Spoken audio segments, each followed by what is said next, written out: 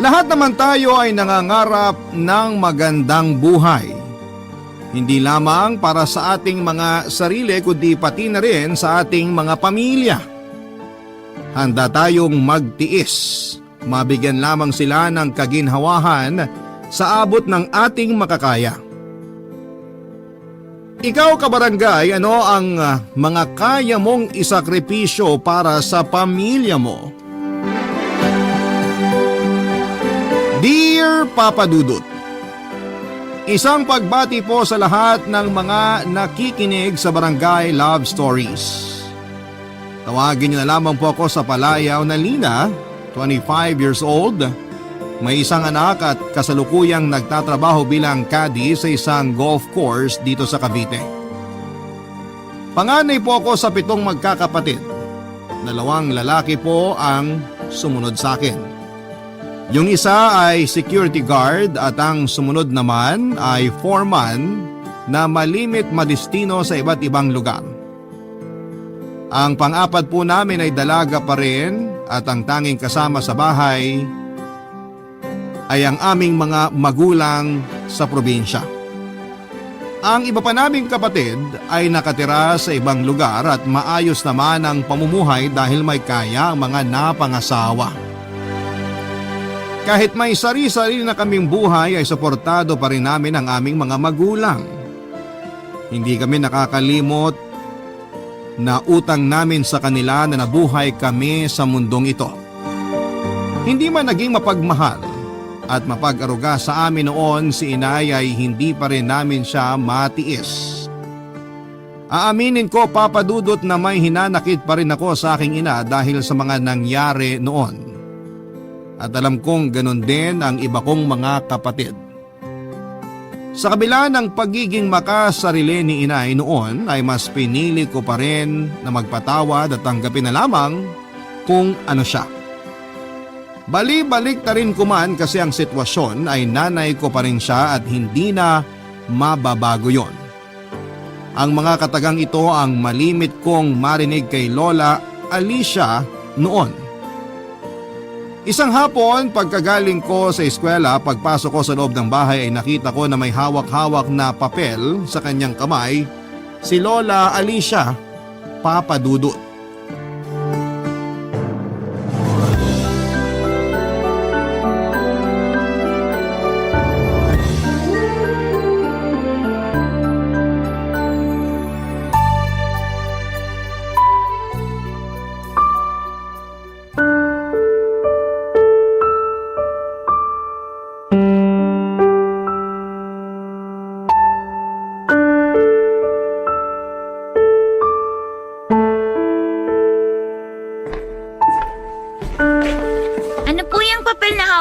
Lola. Sulat ito, Apo. Kanino po galing yung sulat? Galing ito sa nanay mo. Kanina lang dumating. Talaga po? Ano pong sabi sa sulat? Ang sabi dito, kukunin ka na nila. Gusto ng inay mo na doon ka na sa kanya tumira at doon mo na ipagpatuloy ang pag-aaral mo. Ayoko po, Lola. Gusto ko po dito sa inyo. Wala tayong magagawa. Sila ang mga magulang mo. Sila ang maaaring magdesisyon pagdating sa bagay na yan. Hindi niyo po ba sila pwedeng kausapin na dito na lang po ako sa inyo? Susubukan ko, Lina, sa abot ng aking makakaya. Kaya lang ang inay mo ang tiyak na may gusto nito. Kapag kasi siyang nagpasya, kahit ang itay mo ay walang magawa. Bakit po ba gusto na nila akong bawiin kung kailan malaki na ako? Ay, baka namimiss ka rin nila. Siyempre, magulang mo pa rin sila at gusto ka nilang makasama. Hindi ko pa rin po maintindihan. Bakit hindi po noon? May mga kapatid ka doon. Ayaw mo ba silang makita at makasama? Gusto po. Kaso po, mas gusto ko pa rin po na kayo ang kasama ko. Hindi naman tayo magkakalayo ng tuluyan. Pwede mo naman akong dalawin dito. Pero Lola, ang layo po nila inay. Paano kung hindi po nila ako payagan? Eh di ako ang dadalaw sa iyo doon. Hindi niyo po ako naiintindihan, La. Kayo po ang gusto kong makasama. Dito ko po gustong tumira. Makinig ka sa akin, Lena. Kahit bali-balik ta rin mo man ang sitwasyon, sila pa rin ang mga magulang mo. Sila lang ang may karapatang magdesisyon kung saan ka titira. Bakit kasi nila ako iniwan sa inyo tapos babawiin din nila ako? Hindi ako aso para basta na lang nilang iwan ng ganon. Siyempre hindi ka aso. Ikaw talagang bata ka kung ano-ano ang sinasabi mo. Totoo naman po eh. Sabi ng Chang, ayaw lang akong alagaan ni inay kaya iniwan niya ako sa inyo noon. Hindi ka dapat nakikinig sa tiyang mo. Mahal ka ng mga magulang mo. Kung totoo po yan, bakit hindi nila ako dinalaw dito? Abala lang sila. Alam ko kasi may trabaho ang inay mo noon, kaya hindi ka niya maalagaan. Ngayon naman, walang iintindi sa mga kapatid mo. Bakit pakiramdam ko, Lola? Para pong pinagtatabuyan niyo na ako. Hindi yan totoo, Apo. Gusto ko nga dito ka lang sa puder ko eh. Baka po pagod na kayong alagaan ako. Dahil po ba matigas ang ulo ko? Hindi, Lena. Kailanman hindi ako mapapagod alagaan ka. Mahal na mahal kita. Yan ang laging mong tatandaan. Mahal na mahal ko rin po kayo, La. Simula po noon, kayo lang po talagang nagmahal at nag-alaga sa akin. Tandaan mo, Apo, hindi lang ako ang nagmamahal sa'yo. Nariyan pa ang mga magulang mo. La, huwag yun na lang po akong ibigay sa kanila. Lahat gagawin ko, Apo, para mapakiusapan ng mga magulang mo. O siya, sige na, maglaro ka na sa labas. Ayoko po, Lola. Wala na po akong ganang makipaglaro. Itong batang ito talaga, oh. O sige na, puntahan mo muna ang mga pinsan mo para makapaglaro na kayo. Sige na nga po. Magpapalit lang po ako ng pambahay. Huwag mo munang intindihin yung mga napag-usapan natin tungkol sa pagkuha sa'yo ng mga magulang mo. Matagal pa naman yun eh. Habang di pa naman nangyayari, dito ka muna kay Lola. Opo, Lola. Isang taon pa lamang ako noon, Papa Dudut, nang iwan ako ng aking mga magulang sa pangangalaga ng aking lola. Hindi malinaw sa akin ang dahilan nila, ngunit lagi kong naririnig sa aking tiyahin na kapatid ng tatay ko na likas raw na tamad ang aking ina. Puro sarili lamang daw niya ang iniisip. Noong panahon na yon ay hindi ko pa ganong naiintindihan ang sinasabi ng tiyahin ko. Bagamat istrikta si Lola ay masasabi kong mapagmahal at malambing ito sa maraming pagkakataon. Madalang ding magpadala noon ng pera ang aking mga magulang. Mabuti na lamang at may pensyon ng aking lola na siyang ginagastos namin sa pang-araw-araw at baon ko sa eskwela. Inaamin ko po na may mga pagkakataon noon na hinihiling kong sana ay kapiling ko ang mga magulang ko. Lalo't merong mga program sa eskwelahan na kailangan ng kanilang presensya. Si Lola Alicia ang laging pumupuno sa mga kakulangan ng aking mga magulang. Hindi ko lang lubos maunawaan na kung kailan tanggap ko na sa sarili ko na si Lola Alicia na lamang ang makakasama ko habang buhay ay saka naman sila magsasabi na gusto na nila akong kunin. Dumating ang araw na kinakabahan ako, Papa Dudut. Hapon na noon, galing ako sa eskwelahan, nadatnang ko si Lola na may kausap na isang babae. Ipinakilala siya sa akin ni Lola Alicia. Hindi lang siya basta bisita. Siya raw ang aking ina, Papa Dudut.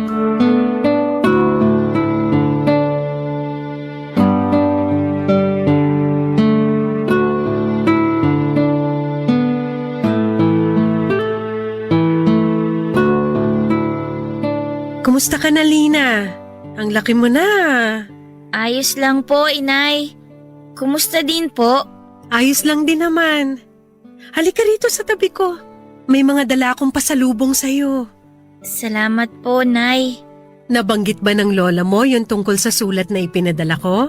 Opo, sinabi niyo daw po na gusto niyo na daw po akong kunin. Oo, Lina. Para sama-sama na tayo ng mga kapatid mo. Doon mo na ituloy yung pag-aaral mo.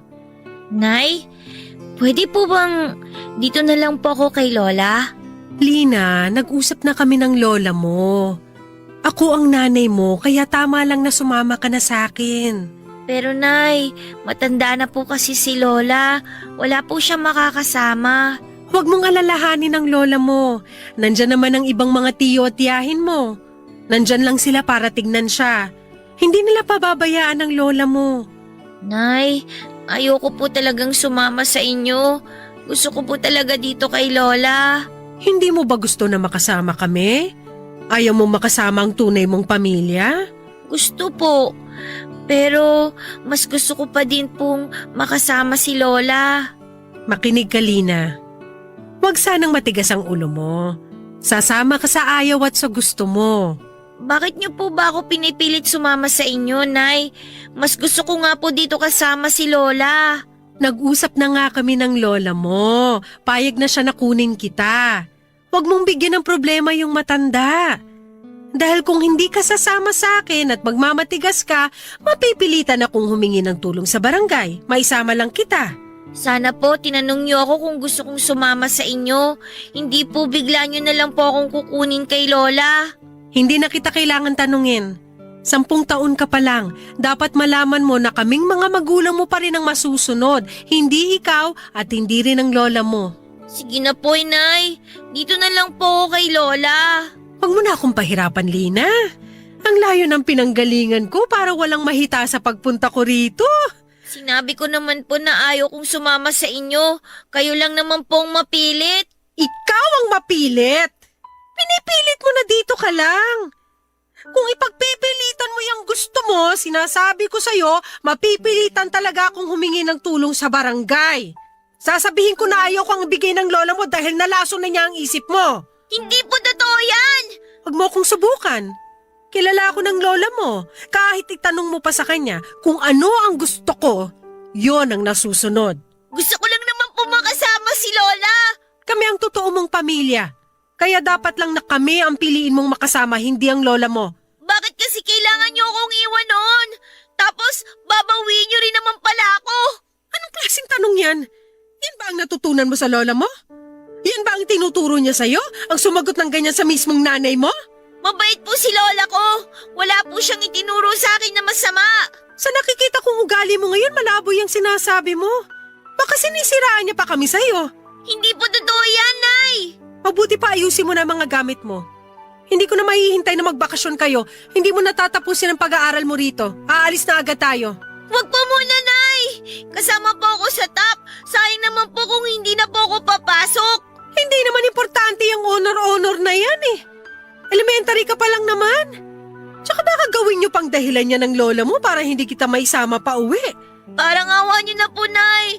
1 linggo na lang naman po eh. Buo na ang pasya ko. Sa ayaw o sa gusto mo, aalis na tayo bukas. Kung magmamatigas ka, isasama ko lola mo mamaya sa barangay. Kausapin namin yung barangay chairman dito sa lugar para mapaliwanagan siya na ako ang may karapatan sa'yo. Sasama na po ako sa inyo. Huwag na lang po kayong gumawa ng gulo. Maawa po kayo kay Lola, Nay. Ikaw ang gumagawa ng gulo. Kung hindi ka sana nagmamatigas, kanina pa tapos tong usapan na to. Sige na, ayusin mo na mga gamit mo. Padudot wala akong nagawa noon kundi ang sumunod na lamang sa kagustuhan ng aking ina kahit labag sa aking kalooban. Dahil sa takot na rin na gumawa siya ng gulo na maaaring makasama sa aking lola. Ayokong ako pang maging sanhi kung sakaling may masamang mangyari kay Lola Alicia. Nang gabing yon dahil labag nga sa loob ko na sumama sa aking ina, si Lola na ang nagayos na mga damit ko at kita ko ang labis na lungkot sa kanyang mukha. Ako naman habang nanonood sa kanyang ginagawa ay wala ring tigil sa pagluha. Marami ring bilin si Lola sa akin, papadudin. Maging masunurin daw ako sa aking mga magulang, katulad ng pagsunod ko sa kanya. Tanging mga tango lamang ang naging tugon ko kay Lola, papadudot. Hindi ko kasi magawang magsalita na mga oras na yon. Kinabukasan ay dumating na ang sandali na kailangan na naming maghiwalay ni Lola. Kahit mugto na ang aking mga mata, ay hindi pa rin ako tumatahan sa pag-iyak habang iyakap ko ng mahigpit ang aking Lola Alicia. Hinila na ako ni inay at pilit na pinapasakay sa naghihintay na tricycle na siyang maghahatid sa amin sa terminal ng bus. Kahit umaandar na ang sinasakyan namin ay panay pa rin ang lingon ko, Papa Dudut. Hanggang sa si Lola Alicia na tinuring kong sariling ina ay tuluyan nang nawala at hindi na nakita ng aking mga mata. Barangay Love Stories. Barangay Love Stories. Papa Dudut, hindi ko inaasahan na magiging mainit ang pagtanggap sa akin ng mga kapatid ko. Masaya nila kaming sinalubong ni inay, Papa Dudut, at ramdam ko ang pagyakap nila sa akin at pananabik na makilala ko bilang ate nila. Ganon din si itay, nakita ang saya sa kanyang mukha habang nakatingin sa amin. May nadatnan din akong kasambahay sa bahay ng aking mga magulang at sabi nito sa akin, siya raw ang nag-aasikaso sa aking mga kapatid. Kaya laking gulat ko noong sisantihin siya ni inay matapos ang ilang araw. Nang mag-usisa ako ay sabi lang ng aking kapatid na wala na raw pampasweldo sa kasambahay, kaya pinaalis niya. Simula nga noon, Papa Dudut, ay ako nang nag-asikaso sa aking mga kapatid at sa iba pang mga gawaing bahay, habang ang aming ina ay abala sa kanyang mga bisyo at barkada. Batid naman ng aking ama ang ginagawa ni inay, ngunit nagtataka ako kung bakit hinahayaan lamang niya ito. Nasa high school na ako noon nang 2 beses pang nagbuntis ang aking ina at ako nag-alaga pareho sa mga kapatid ko. Nang mga panahon na yon ay lalong nalulong sa bisyo ang nanay ko. Ako naman, simula nang mapunta sa poder ng aking mga magulang ay hindi na nakaranas pa na maglaro at magkaroon ng mga kaibigan. Inilaan ko na lamang ang aking panahon sa pag-aasikaso sa aking mga kapatid. Hanggang isang araw ay hindi ko na natiis na hindi kausapin si inay sa gusto ko sanang mangyari, Papa Dudut.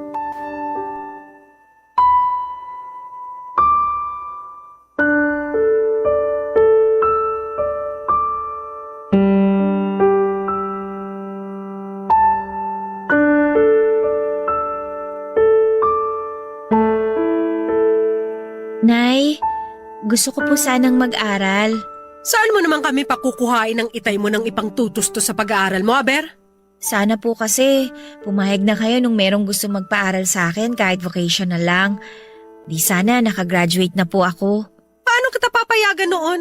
Alam mong kapapanganak ko pa lang sa bunso mong kapatid. Wala naman ako ibang aasahan dito kundi ikaw, tapos lalayasan mo pa ako? Kaya niyo naman po akong pag-aralin eh. Para po hindi mabigat sa inyo, mag-working student po ako. Malaki pa rin ang magagastos kahit working student ka. Gusto mo bang masakripisyong pag-aaral ng iba mong mga kapatid? Baka po ayaw niyo lang kasi na masakripisyo ang pagiging buhay dalaga ninyo. Alam niyo po kasi na pag nawala ako sa bahay na to, mapipilitan kayong pumirmi dito. Hoy, Lina! Ayusin mo tono ng pananalita mo sa akin, ha? Mukhang nawiwili ka ng pagsasalitaan ako ng ganyan lintik ka, ha? Hindi ka pa nakakapagtapos ng college, akala mo kung sino ka na makaasta? Paano pa kaya ako nakapagtapos ka na? Di mamandohan mo na lang ako rito? Gusto ko lang naman po talaga makapag-aral kahit vocational lang. Wala kang pera na pampaaral sa'yo! Kulit mo, ah! Pagdating sa amin ng mga kapatid ko, palaging walang pera. Pero pagdating sa sugal at barkada ninyo, hindi kayo nauubusan ng pera. Sino ka para punahin ang mga ginagawa ko? Intrimitida ka! Wala kang ambag sa bisyo ko kaya manahimik ka! Hindi mo perang ginagastos ko kaya wala kang karapatan sumbatan ako! Tigilan mo ako, Lina, ha? Ususungal-ngal na kita! Hindi ko nga pera ginagastos ninyo sa mga bisyo nyo. Pero sana naman, Nay, maisip nyo rin na may pangarap din ako sa buhay. Hindi ko pinangarap na tumanda kakaalaga ng mga kapatid ko. Habang kayo, feeling nyo nagdadalaga kasama ng mga tropa ninyo. Ano ngayon? Inggit ka? Ni maghanap ka ng kakaibiganin mo? Paano po ako makakahanap ng kaibigan? Simula nung kunin ninyo ako sa poder ni Lola, ako na nagpakananay sa mga kapatid ko. Responsibilidad na dapat kayo yung gumagawa. Ano ngayon? Kapatid mo naman sila. Mas gusto mo pa na mga tulong doon sa gusto magpaaral sa'yo kaysa alagaan mga kapatid mo? Sila, balak nila akong pag-aralin kapalit ang pangangatulong ko sa kanila. Boba! Kala mo ganun lang kadali makisama sa ibang tao? Tanga, hindi! Paano ko malalaman? Hindi nyo nga ako pinapayagan lumabas ng bahay. Masyado ka kasing atat. Yung kumari ko, naghahanap siya ng katulong, dun ka pumasok. Total, gusto mo nang umalis dito sa bahay. Dun ka sa kanya. Akala nyo hindi ko alam na malaki ang pagkakautang nyo doon sa kumari nyo? Gusto nyo pang mamasukan ako doon para mabayaran ang utang nyo sa sugal? Bakit hindi kayo ang mga tulong sa kanya para mabayaran nyo siya? Bastos ka! Noon pag ganyang katalas dila mo kung sagot-sagutin mo ako? Kayo rin ang nagtutulak sa akin para mawalan ako ng respeto sa inyo. Dahil na rin sa mga ginagawa niyo sa amin ng mga kapatid ko at kay Itay. Tatay mo nga, hindi ako kinaya. Ikaw pa kayang anak ko lang? Sobrang bait kasi ni Itay kaya hinahayaan niya lang ang mga pinaggagawa ninyo. Takot lang siyang iwan ko. Kaya ikaw, kung ayaw mong mawalan ng nanay ang mga kapatid mo, ayusin mong pagsagot-sagot mo sa akin. Mas mabuti pa nga siguro na iwan niyo na lang kami.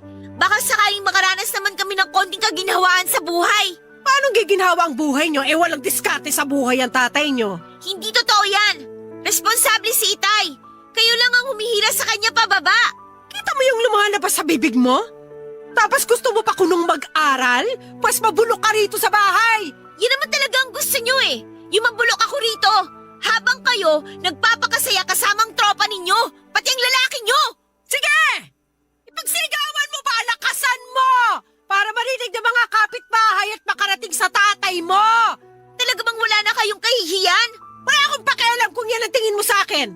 Ang alam ko, mabuti akong ina nung piliin kong iluwal kayo sa mundong to. Pwede ko naman sana kayong ipalaglag pero hindi ko ginawa. Sana nga ginawa nyo na lang para hindi na namin dinadanas yung ganitong paghihirap na maging nanay kayo.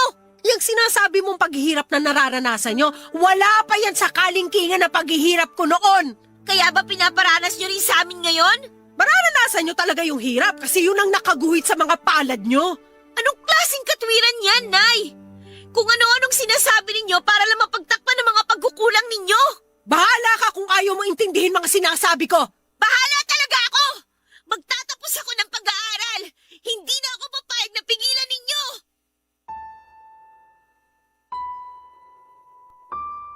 Papadudot yon ang pinakamatindi naming pagtatalo ng aking ina. Sa kabila noong sumunod na mga araw ay maayos ko na rin siyang kinausap tuwing nasa bahay. Dumating naman yung punto na nadestino sa malayong lugar ang tatay ko. Stay in siya sa trabaho niya at kinuha ni inay ang pagkakataon na yon para ilang araw na hindi umuwi sa bahay habang nakadestino si Itay. Hindi ko alam kung saan siya nagpupunta at kung sino ang mga kasama niya. Dahil sanay na kami at hindi na bago sa aming magkakapatid, ang mga ginagawa niya ay hindi na rin kami nag-alala. May isang beses na umuwi ng madaling araw ang inay na puno ng pasa at galos sa buong katawan. Mugto ang kanyang mga mata na para bang kagagaling lamang sa pag-iyak. May hinala na ako noon, Papadudot, pero mas pinili ko na lamang na manahimik.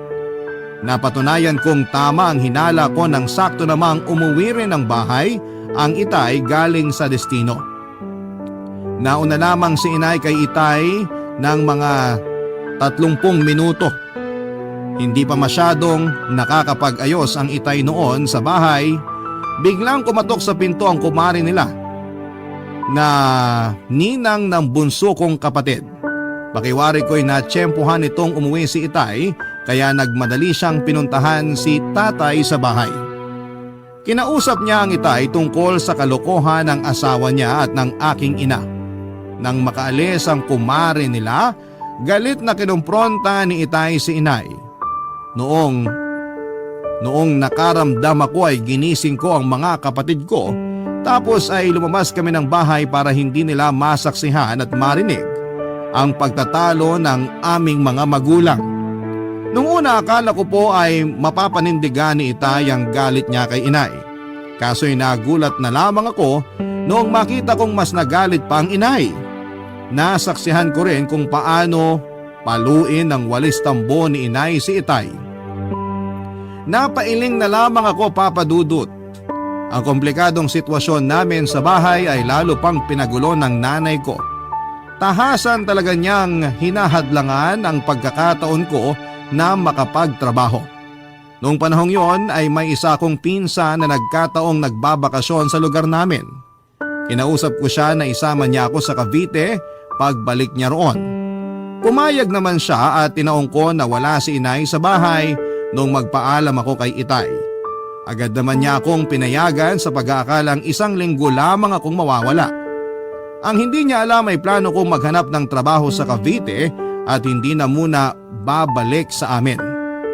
Laking pasasalamat ko kasi lubos na naiintindihan ng pinsan ko ang kalagayan ko. Pinahiram niya ako ng pang-down sa inuupahan kong kwarto.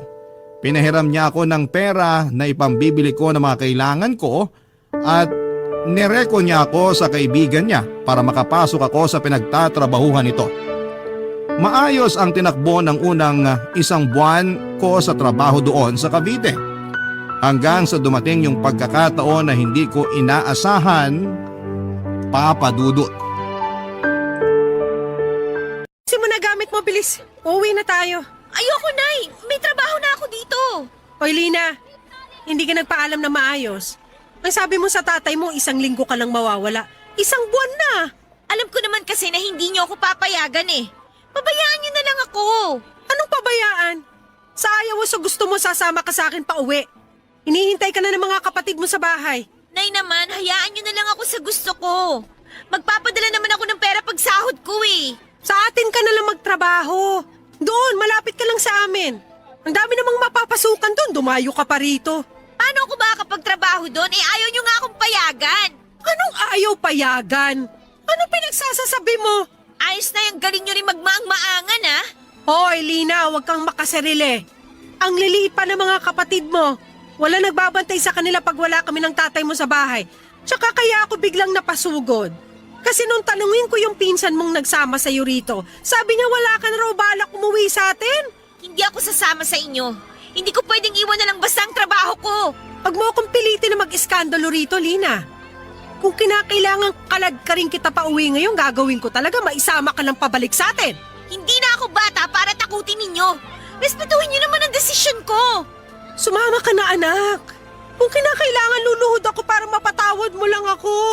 Pwede ba, Nay? Tama na nga yung drama ninyo. Nakakahiya sa mga nakakakita. Ipapahiya talaga kita rito kung hindi ka sasama ng mahinahon. Sumama ka na. Nangako ko sa mga kapatid mo na kasama kitang uuwi sa atin. Sa totoo lang, hindi ako makasarili dito, Nay. Kayo! Tigilan mo na yung kakaiyak mo! Ikaw pala itong madrama eh! Sige na, panalo na kayo. Sasama na ako sa inyo para manahimik na kayo. Tigas kasi ng ulo mo eh. Sinabi ko naman sa'yong hindi mo ko kaya. Matigas talaga ang ulo ko kasi may gusto akong gawin sa buhay ko na pilit yung hinahadlangan. Tumahimik ka! Kanino ko pa gusto mo yung tugsapadari ang ulo mo ng mauga eh? Ang dami mo pang sinasabi. Kunin mo na yung mga gamit mo bago kita kaladkarin paalis dito. Gawin niyo na kaya! Ako na to nagpapakumbaba sa'yo tapos panay pang talak mo? Kapal mo naman? Yan ba yung pagpapakumbaba? Ang peki naman ninyo! Hintayin niyo na ako rito! Saan ka pupunta? Saan pa ba? Eh di ililigpit ang mga gamit ko. Hindi ko alam kung anong klase kang ina. Pero hindi ko to makakalimutan kahit kailan. Tandaan niyo yan! Kung mga ganyan ka pa talaga, bakit? Ano bang masama sa gusto namin ng mga kapatid mo na makasama ka sa bahay? Alam niyong hindi yan ang totoong dahilan. Ginamit niyo pa mga kapatid ko. Gusto niyo akong umuwi para malaya ninyo magawa ang mga gusto niyong gawin kasama ng mga tropa ninyo. Habang pinapaako niyo sa akin lahat ng mga responsibilidad ninyo. Tumigil ka na kakaarte dyan. Mag-impake ka na bago ako mapundi sa'yo. Bilisan mo na! Papa Dudut, wala akong nagawa kundi ang sumunod kahit labag sa loob ko ang bumalik sa aming probinsya. Habang naglalakad kami paalis, sa aking tinutuluyan ay kita ko ang tingin sa akin ng mga kapitbahay ko. Inis sila sa pagmumukha ko at naawa naman sila kay inay na pwedeng manalo ng award sa husay niyang umarte. Nakatungo na lamang ako hanggang sa makasakay kami ng jeep. Naging sunod-sunuran man ako sa aking ina ay nag-iisip pa rin ako kung paano ko siya matatakasan. Desidido talaga ako na huwag nang bumalik sa probinsya namin at buo ang loob ko na magtatrabaho na lamang ako para matustusan ko ang mga pangsarili kong pangangailangan at matulungan ang mga kapatid ko.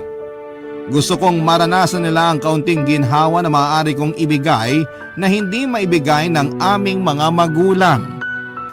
Papadudot kahit puno ng takot ang dibdib ko. Tinatagang ko na lamang ang loob ko at pagkakataon ko na kasi na mabago ang takbo ng buhay ko. May ilang minuto bago umandar at umalis ang bus sa terminal. Nagpaalam ako kay inay na magsi-CR muna. Mabilis po akong buwaba at kumaripas ng takbo palabas ng terminal. Rinig ko pa nga ang malakas na tawag sa akin ni inay ngunit hindi na ako lumingon pa. Kahit wala pa akong plano basta nalaman sa aking mga mata. Hindi ko alam kung luha ba yon ng saya dahil sa wakas ako'y malaya na. O luha yon ng lungkot dahil posible na ang mga kapatid ko ay hindi ko makita.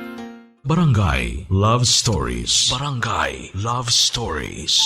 Papadudot matapos kong takasan si inay sa terminal.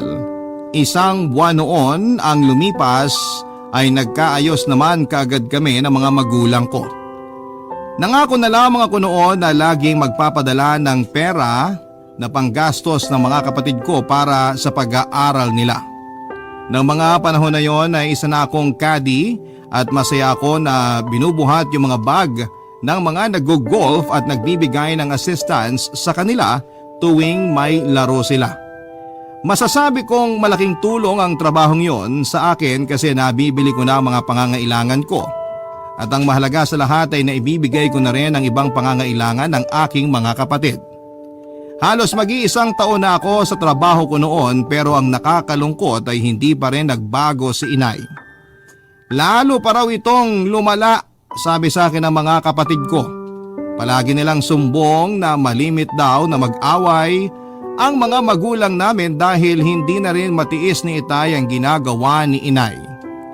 Muntik din daw na masaksak ni Itay si inay noong minsan itong umuwing lasing. Nagawa lang daw awatin ang pangatlo kong kapatid. Ang problema, nadaplisan siya ng kutsilyo sa kamay na naging sanhin ng pagkakasugat niya. Kahit nga raw yung perang pinapadala ko para sana sa mga kapatid ko ay nagagastos din umano ni inay sa pagsusugal. Baon na rin daw sila sa utang at doon na ako nag-decide na sa kapatid ko na lamang na sumunod sa akin ipadala ang pera at hindi na sa nanay ko. Nagpatuloy ng ilang beses ang ganong setup namin ng kapatid ko. Isang araw papasok ako sa golf course na pinagtatrabahuhan ko. Pagbaba ko pa lamang ng shuttle sa tapat ng gate ay may natanaw akong babae na kausap ng gwardya.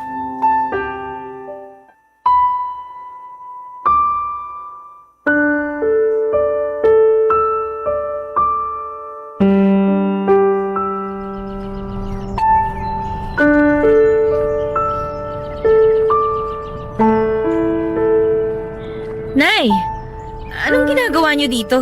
Paano? Ayaw mo sagutin mga tawag ko kaya pinuntahan na lang kita. Huwag tayo dito mag-usap. Sumama muna kayo sa akin. Dito na lang. Di naman magbabagong pag-uusapan natin pag lumipat tayo ng lugar. Huwag sana kayong gumawa ng eksena dito.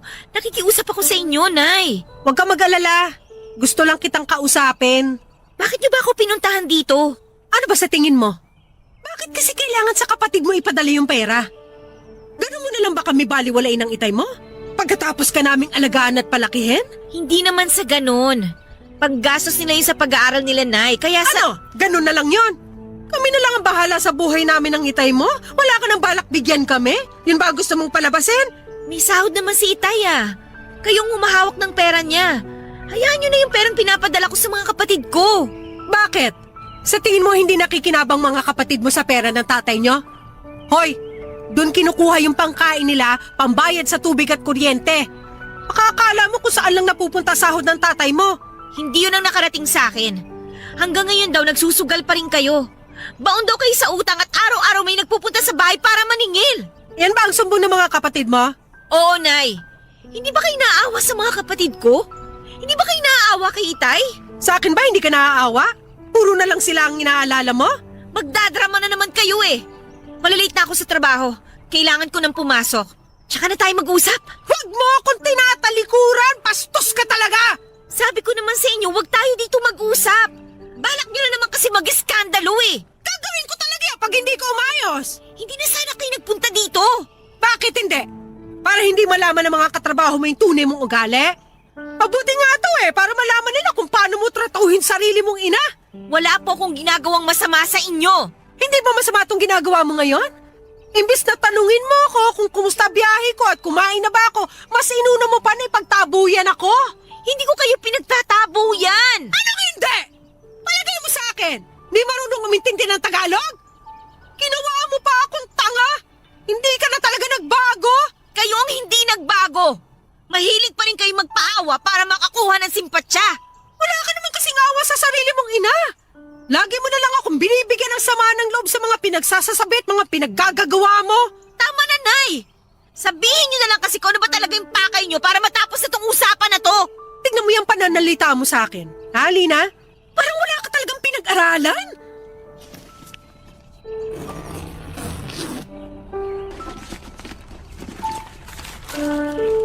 Oh, eto, Nay. Sakto.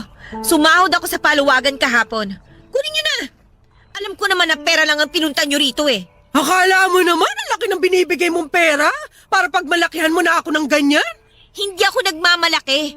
Umiiwas lang ako sa gulo. Hindi ako mo. Eh hindi naman guminhawa karampot na tulong mo. Kakarampot? Bakit hindi niyo na lang ipagpasalamat na kahit paano nakakatulong ako sa inyo? Sige, huli na yung pera na yan. Hindi na ako magbibigay. Total kakarampot lang naman pala eh. Nananakot ka pa?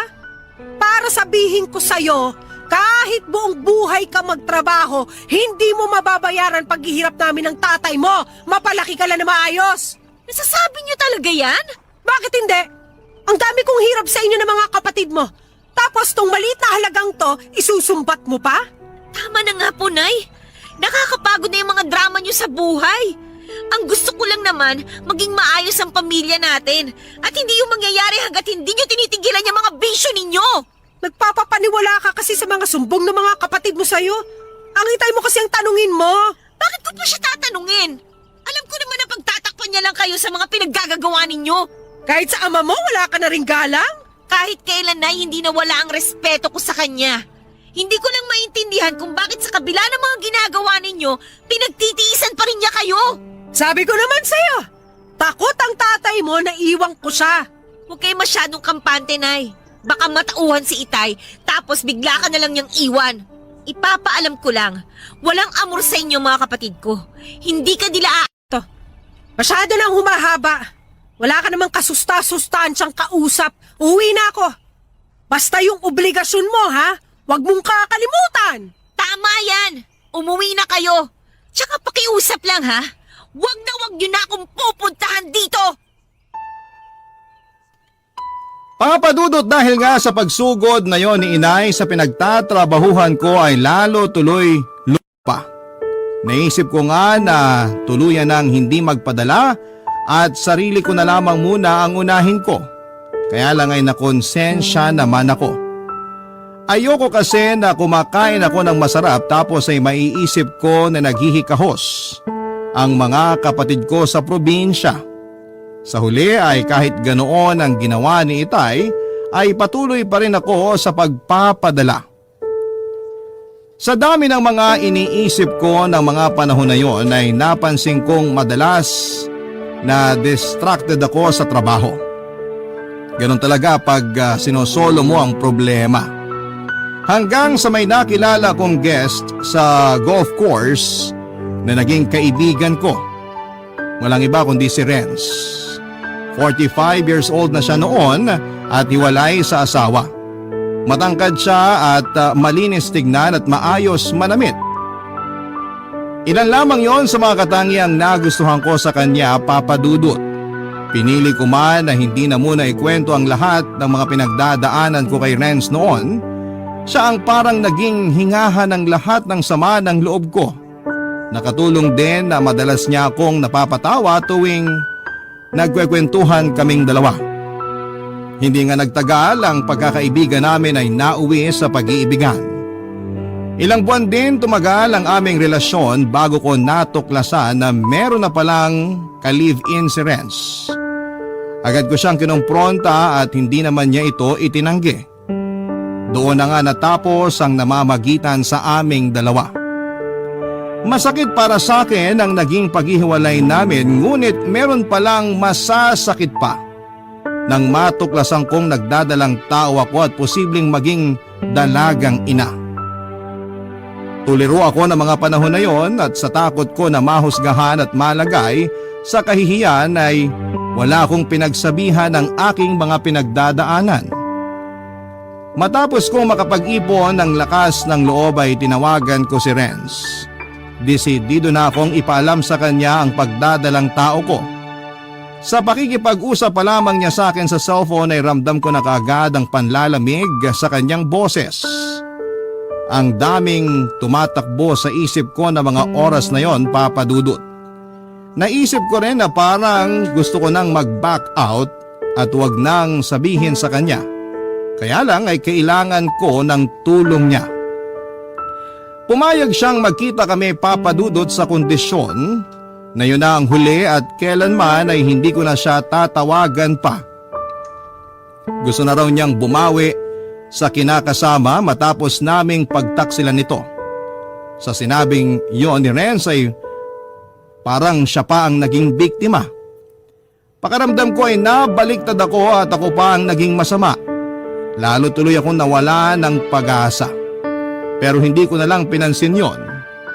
Nasa punto na kasi ako ng pagiging desperada, Papa Dudut. Kailangan ko talagang sumugal kahit suporta lang sa bata ang makuha ko mula sa kanya ng mga panahong yon.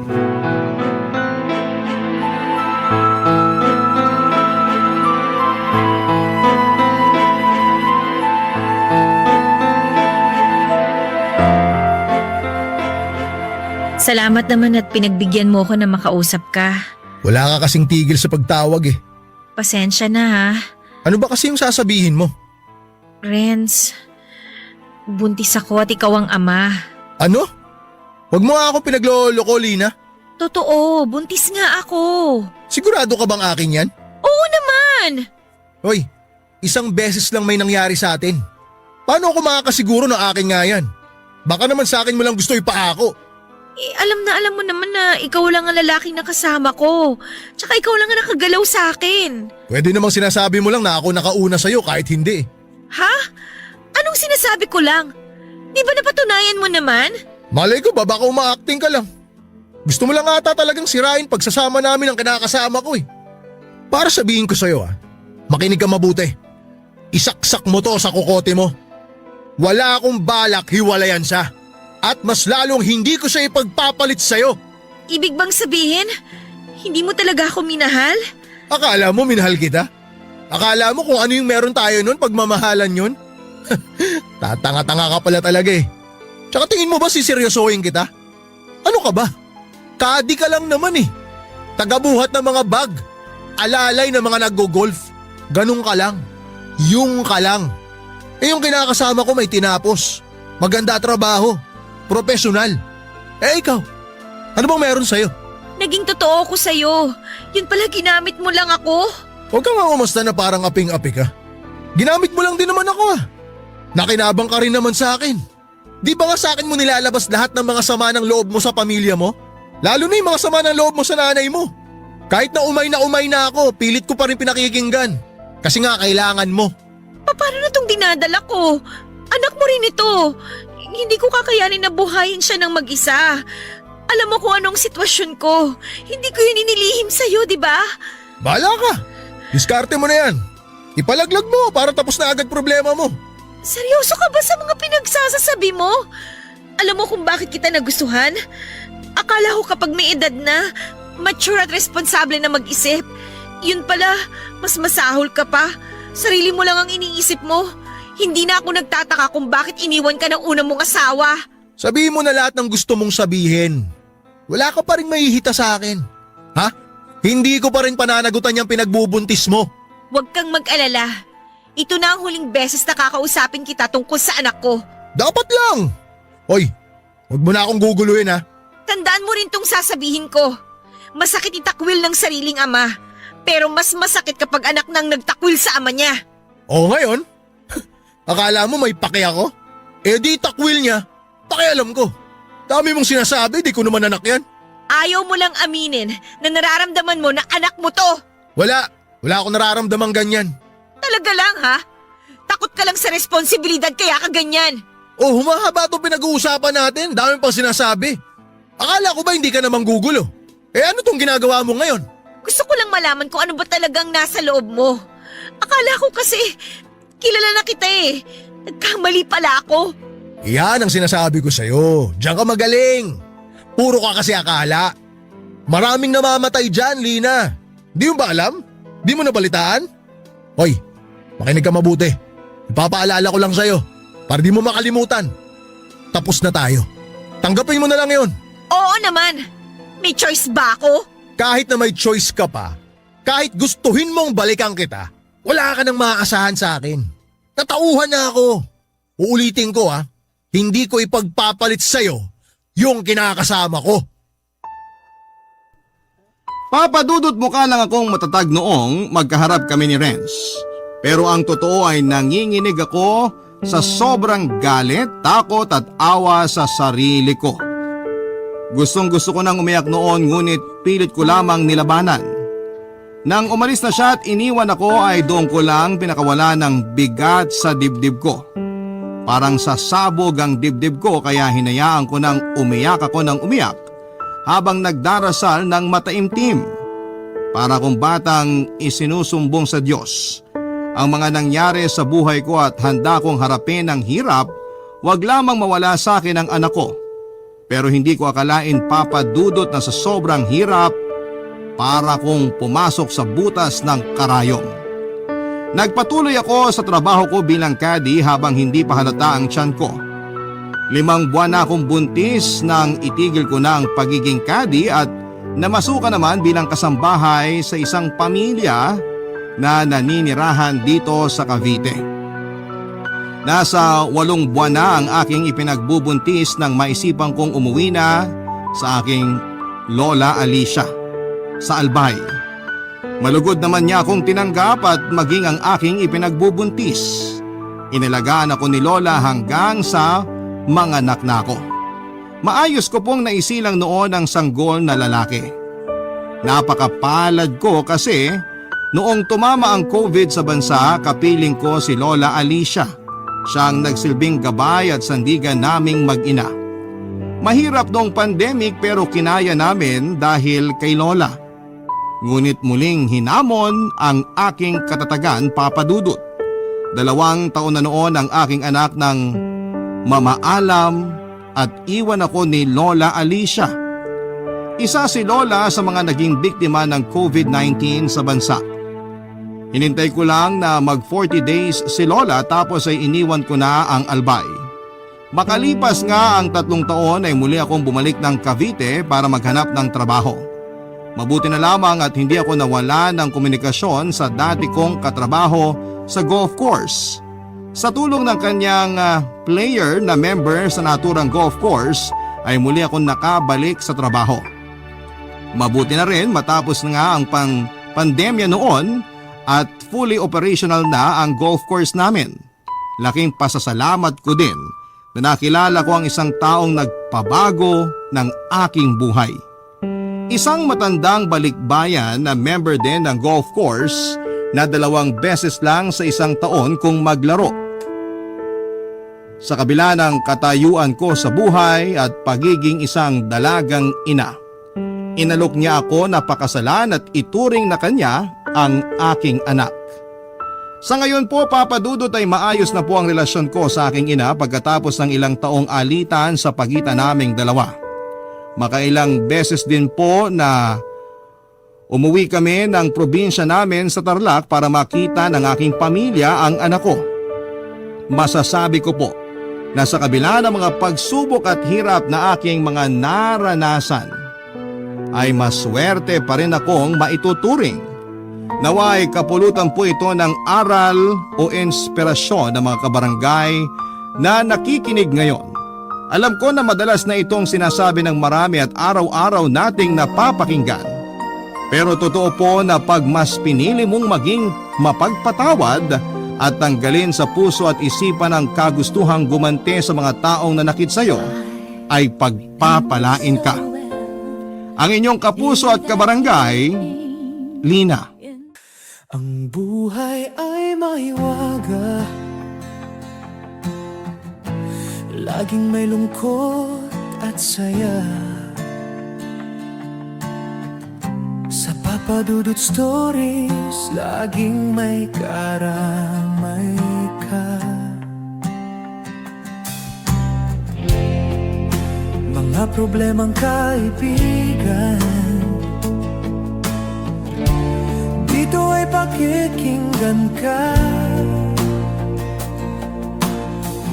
Sa Papa Dudut Stories, kami ay iyong kasama. Dito sa Papa Dudut Stories, ikaw ay hindi nag-iisa.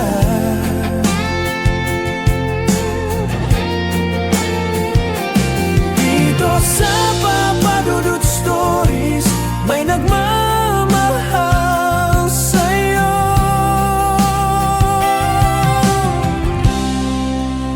Papa Dudut Stories,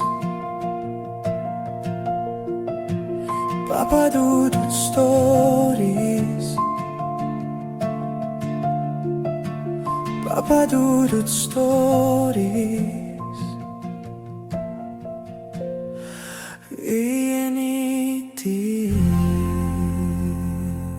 Walang pagkakamali ang naitatama ng isa pang pagkakamali dahil mas lalo lamang nitong pinapagulo ang sitwasyon at dumadagdag sa problema ng isang tao. Ikaw kapuso, ano ang gagawin mo kapag nakagawa ka ng pagkakamali na pwedeng makasira ng isang tahimik at maayos na relasyon?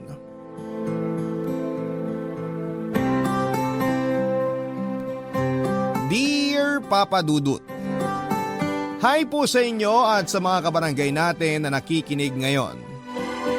Itago nyo na lamang po ako sa pangalang Alexa, 32 years old at nakatira dito sa Pampanga. Sa totoo lang ay medyo kinakabahan ako habang ginagawa ko itong sulat dahil baka makilala ko ng mga kaibigan ko na masugid ding tagapakinig ng inyong programang Barangay Love Stories. Kaya naman sinadya ko pong baguhin ang ilang impormasyon dito sa sulat ko para maingatan na rin ang aking pribadong buhay. Papa Dudut, may 6 na taon na kaming kasal at nagsasama ng asawa kong si Arnold nang sa wakas ay magdalang tao na ako. Pareho kaming excited dahil ang tagal naming hinintay na mangyari yon. Sino ba namang mag-asawang hindi gugustuhin na magkaroon ng anak, hindi ba? Ang sabi ng doktor noon ay wala namang may diferensya sa amin ni Arnold. Perfect timing lang daw talaga ang kailangan para makabuo kami. At dumating na nga ang araw na yon na sobrang kinatawa talaga naming mag-asawa. Sa aming dalawa kasi ni Arnold ay ramdam ko na yung asawa ko ang mas excited nang magkaroon kami ng anak. Wala kasi siyang mga kapatid kaya naman ang gusto niya sana ay magkaroon kami ng maraming anak. Biniro niya pa nga ako na kapag nanganak na raw ako ay kaagad naming susundan ang susundan yon hanggang sa makabuo kami ng isang basketball team. Ganon karaming anak ang gusto ng asawa ko at ganon siya ka-excited sa magiging baby namin na ilang taon naming hinintay. Kaya lang isang pagsubok ang dumating sa aming buhay mag-asawa. Nakunan ako sa ika-6 na buwan ng pagbubuntis ko, Papa Dudut.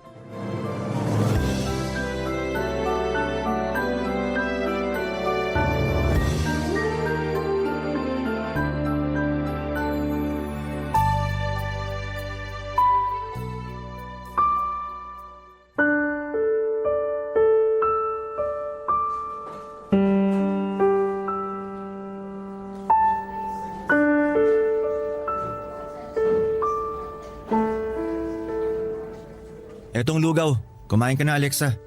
Salamat. Ang sabi ng doktor, pwede ka na raw makauwi bukas. Mabuti naman para hindi na lumaki pa ang babayaran nating bill dito sa ospital. O anong ibig mong sabihin yan? Na wala akong pera? Hindi naman sa ganun, Arnold. May pera, trabaho ko, Alexa. Kaya kong bayaran kahit magkano pang abutin ng bill na sinasabi mo dyan. Wala naman akong ibig sabihin sa sinabi ko.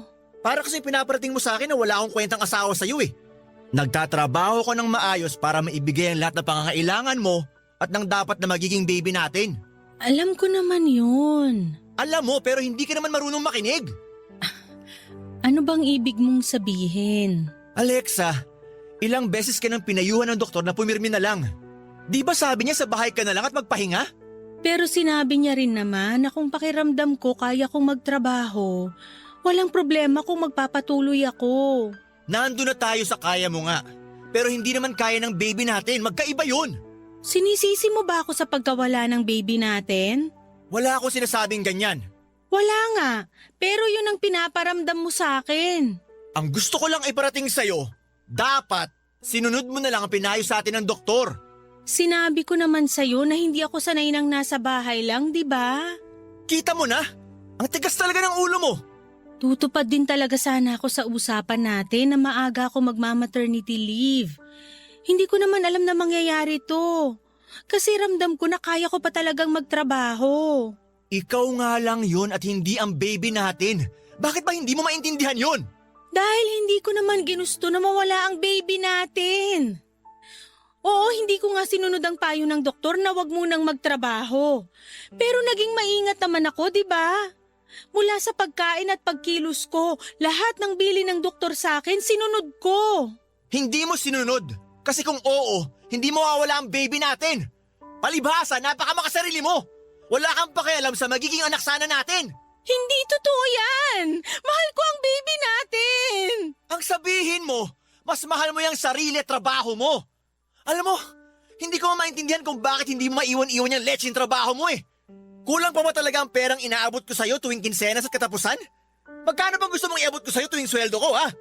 Gusto mo ba na ibigay ko na sa'yo ang buong sweldo ko at gumapang na lang ako papasok sa trabaho at pauwi sa bahay? Ano? Ganun ang gusto mo? Arnold, sinabi ko na naman sa iyo ang dahilan kung bakit ayoko mag-resign. Masyado na ako napamahal sa trabaho ko at hindi ako sanay na palaging nasa bahay lang. Kita mo na? Napakamakasarili mo talaga. At wala kang pakialam sa baby natin. Ako lang! Ako lang talaga nagmamahal kay baby. Ako lang, Alexa! Papadudot nang magbuntis ako ay sinabi ng doktor na medyo masela ng kalagayan ko, lalo na ang pagkabit ni baby sa sinapupunan ko. Pinayuhan niya rin nga ako na mas mabuti pa nga kung magpahinga na lamang ako sa bahay at hindi na muna magtrabaho.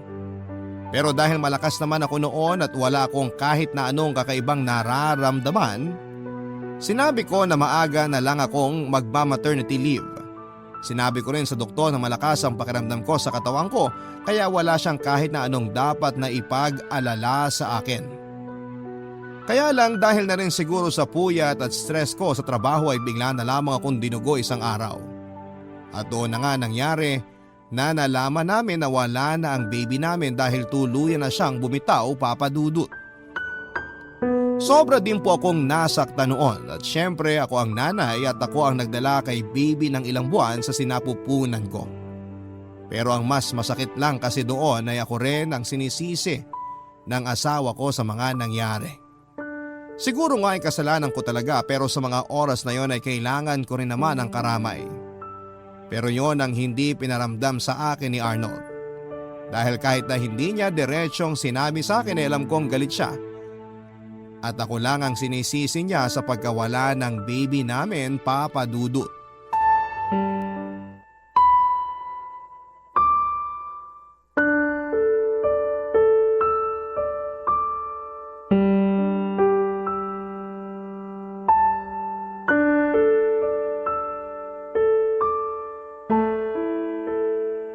Ano? Wala pa bang resulta? Sandali lang, nilalagyan ko pa ng ihi ko tong pregnancy test kit. Bilisan mo na dyan. Tapos dito na lang natin hintayin ang resulta. Sige, saglit lang. Ay, sana talaga 2 guhit na lumabas dito. Sana mabuntis na ako. Alexa, ano ba? Ang tagal mo naman dyan. Eto na nga, lalabas na ako ng banyo.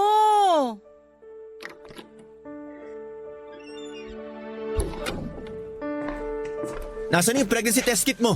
Eto, lalagay ko na dito sa lamesa. Oh, bakit wala pa lumalabas na kahit anong guhit?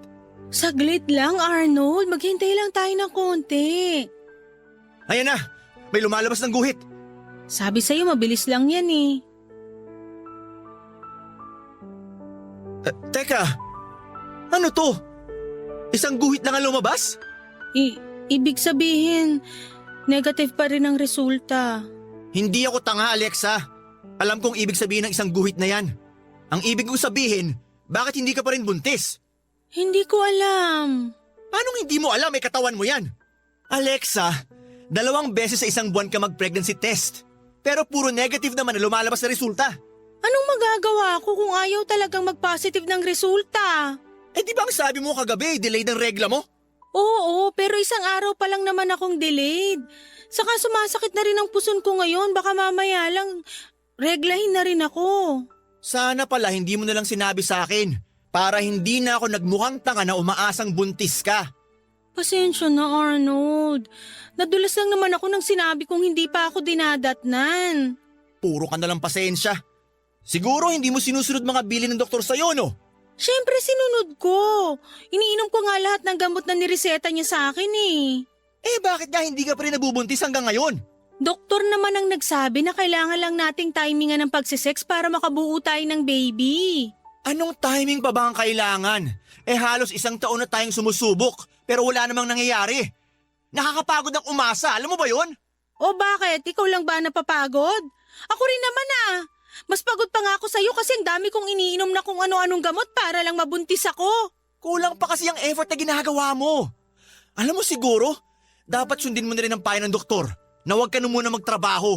Bakit napunta na naman sa trabaho ko ang usapan na to? Kasi ang sabi ng doktor, kailangan mong iwasan ng pagod at stress. Sa tingin ko, masyado ka na nabibigyan ng stress ng opisina nyo. Arnold, kinakaya ko namang hatiin ang oras ko. Saka ayaw kong mag-resign kasi sayang naman yung promotion na binigay sa akin ng boss ko. Kita mo na? Ayaw mo talaga siguro na magkaanak tayo, no? Ano ba yung sinasabi mo? Totoo naman, di ba? Kasi kung gusto mo talaga makabuo tayo ng bata, susundin mo lahat ng pinayo ng doktor sa'yo. Kasama na doon ang pagre-resign mo sa trabaho. Baka naman nakakalimutan mo, Alexa.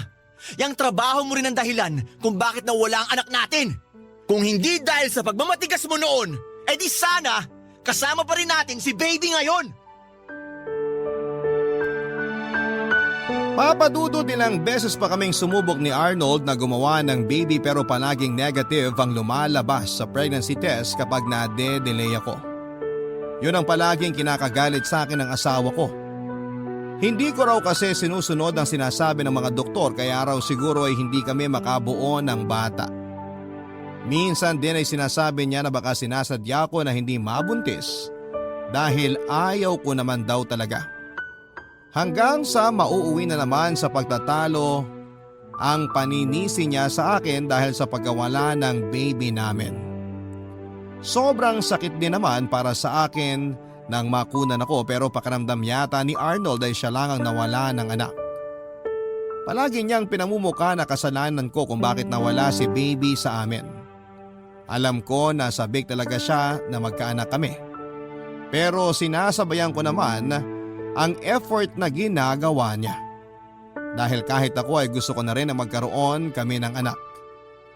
Iniinom ko lahat ng gamot na nire-reseta sa akin ng doktor at nag-i-exercise din ako kahit na hindi ko yung ginagawa dati at kumakain ako ng masusustansyang pagkain.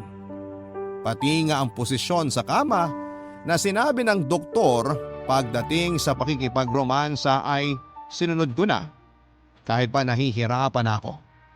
Pero wala talaga, hindi pa talaga binigay sa amin ng Diyos noon ang oras para muli kaming magkaroon ng anak, Papa Dudut. Ang mga kwento ng pag-ibig, kwento ng buhay at kwento ng pag-asa. Nasa Spotify na, Barangay Love Stories. Pakinggan kahit kailan, kahit saan. Barangay Love Stories sa Spotify. Kinig na, kabarangay! Papadudot, habang tumatagal ang pagsasama namin ni Arnold mula nang makunan ako ay mas dumadalas din ang pagiging mainitin ng ulo niya. Mas nagagalit siya kapag lumalabas na negative ang resulta ng pregnancy test ko. Nung una, madalas siyang sumasama sa akin sa ospital para magpa-check up kami at humingi ng payo sa doktor, pero hindi nagtagal. Ako na lamang ang mag-isang pumupunta doon. Hanggang sa sundin ko na nga ang payo ng doktor na umiwas sa stress sa trabaho. Kahit ayoko talagang mag-resign dahil kaka-promote ko lang din noon, ay sinunod ko na lamang ang payo niya at ang gustong mangyari ni Arnold na iwanan ang trabaho ko. Papadudot, akala ko kahit paano ay magiging maayos na ang pagsasama namin ni Arnold dahil sa ginawa ko. Umasa po ako noon na babalik na ang dating ugali ng asawa ko na mabait, malambing at mapagmahal. Bumawi rin ako sa mga pag-aasikaso ko sa kanya. Palagi ko po siyang pinagluluto ng masasarap na pagkain at pinagbabaon ko pa nga siya para sa trabaho niya. Ako na nga rin ang madalas na nagyayaya sa kanya na may mangyari sa aming dalawa dahil gusto ko na rin talagang maibigay sa kanya ang anak na matagal na niyang gusto na magkaroon kami. At gusto ko na rin talagang maibalik ang dati naming masaya na pagsasama. Pero hindi pa rin po yun nangyari, lalo na nang magsimulang malulong si Arnold sa alak. Doon na rin siya nagsimulang saktan ako ng pisikal. Uuwi siya ng lasing sa madaling araw, mainit ang ulo at kapag nagkasagutan kami dahil sa pagkalasing niya, masasampal na niya ako o kaya ay matatadyakan. Lahat yon ay tiniis ko pa rin, papadudot. Dahil patuloy akong umaasa noon na babalik pa rin ang lalaking sobra kong minahal, papadudot.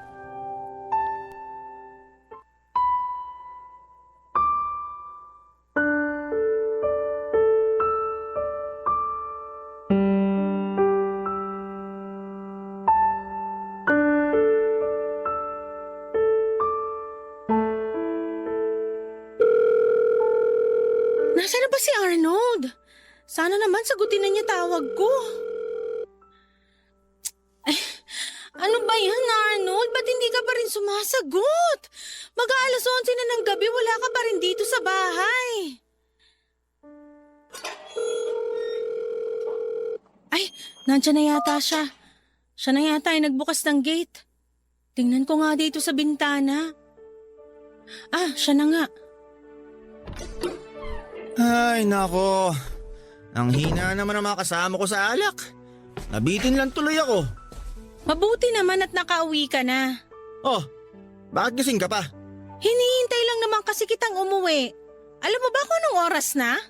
Wala ka bang mata para tingnan ng oras sa relo mo? Huwag mo akong pilosopuhin, Arnold. Kanina pa kita tinatawagan pero hindi mo sinasagot. Hindi ko alam kung nasa ang lupalop ka na ba o kung uuwi ka pa dito sa bahay natin. Sino ba kasing may sabi na hanapin at hintayin mo ako? Asawa mo ko. Natural lang na mag-alala ako sa'yo dito sa bahay natin. Asawa nga kita. Pero hindi mo naman ako mabigyan ng anak. Anong sabi mo? Tumabi ka na nga lang dyan sa dadaanan ko. Gusto ko na magpahinga. Hindi! Gusto kong marinig uli yung sinabi mo kanina. Tumahimik ka na dyan, Alexa. Ah. Pagod ako sa trabaho. Kaya wag mo nang painitin pa lalong ulo ko. Arnold, bakit ba palagi ka na lang ganyan? Palagi ka na lang umuwi ng malalim na ang gabi tapos lasing pa. Hindi na nga kita makausap ng matinong eh. Saka pwede ba? Hindi ko naman kasalanan kung bakit hindi kita mabigyan ng anak. Hindi ko kasalanan kung bakit hindi ako mabuntis-buntis. Pero kasalanan mo pa rin kung bakit namatay ang anak natin. Bakit ba paulit-ulit mo na lang sinisisi sa akin ang pagkawala niya? Kasi kung iningatan mo lang sana ang sarili mo at nakinig ka lang sa akin na mag-resign na kaagad sa lintik na trabaho mo, hindi siya mawawala. Pero hindi ko nga ginusto yung nangyari na yon. Hindi ko ginusto na mawala sa atin si baby. Tumahimik ka na nga. Kahit naman anong sabihin mo, hindi na siya mabubuhay. Malis ka na dyan sa dadaanan ko dahil gusto ko na magpahinga. Hindi! Pag-usapan natin to! Dahil hindi matatapos ang issue na to kung paulit-ulit mo akong tatalikuran. Isigaw mo sa akin ngayon lahat ng galit mo, Arnold! Sisihin mo pa ako sa pagkawala ni Baby! Murahin mo ako kung gusto mo, sige lang! Yun naman talaga ang gusto mong gawin, di ba? Isigaw mo na sa akin, saktan mo na uli ako nang matapos na to! Sabi ng tumahimik ka na, Alexei! Naririnig na ako sa'yo! Dada ka ng dada!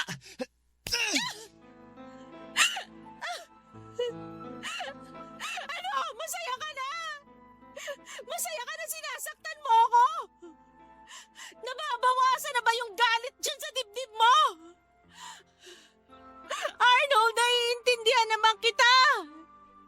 Naiintindihan ko yung sama ng loob mo dahil sa pagkawala ng baby natin. Pero alam mo, sa totoo lang, pagod na rin ako. Pagod na akong intindihin ka at yung galit mo sa akin. Alexa! Saan ka pupunta?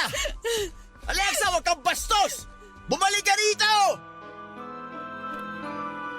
Papadudot, lahat naman siguro tayo ay marunong mapagod at lahat ng pagtitiis ay may hangganan. Masyado nang mabigat ang mga pinagdadaanan ko sa kamay ng asawa kong si Arnold. Hindi ko na kaya pang tiisin ang pananakit, mura at paulit-ulit na paninisi niya sa akin dahil sa pagkawala ng anak namin. Pareho namang kaming nawalan. Pero bakit parang pinamumuka niya sa akin na siya lang ang nasasaktan noon? Lagi niyang pinaparamdam na para bang wala akong naging pagmamahal o pagmamalasakit sa anak namin na ipinagbuntis ko. Kung tutuusin ay ako nga ang dapat na mas masaktan dahil ako ang nagdala kay baby sa sinapupunan ko, pero hindi yon ang nakikita ni Arnold. Pinaparamdam niya sa akin na naging napakawalang kwenta kong nanay sa dapat na magiging anak namin. Bigla na lang tuloy akong nakaramdam ng pagod ng gabi na yon, Papa Dudut. Naramdaman ko na parang hindi ko na kayang tiisin pa ang ginagawa niya sa akin. Hindi ko na kaya pang paulit-ulit na lamang nasaktan ang asawa ko. At nang gabi na yon ay nag-decide na akong umalis ng bahay namin nang muli niya na naman akong saktan. Dala ko ang cellphone at wallet ko na nasa bulsa ko at kagad akong sumakay ng tricycle na nakaparada malapit lang sa amin. Dumiretso ako sa bahay ng pinsan at kumari kong si Kate. Kaya lang, wala naman siya doon sa bahay pero pinatuloy pa rin ako ng asawa niyang si Ryan, Papa Dudut.